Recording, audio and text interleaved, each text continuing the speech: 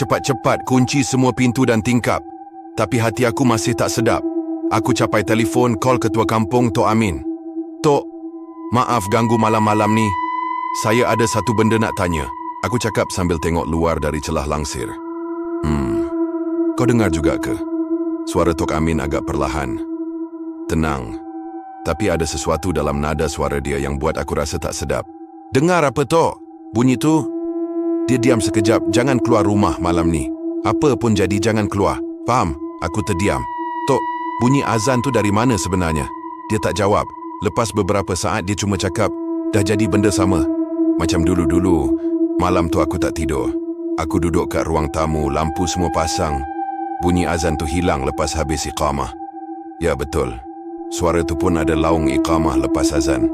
Tapi lepas tu, sunyi. Esok paginya, aku jumpa Tok Amin kat warung kopi. Dia pandang aku dan ajak duduk. Kalau kau nak tahu, sini ada cerita lama. Azan yang kau dengar tu bukan kali pertama.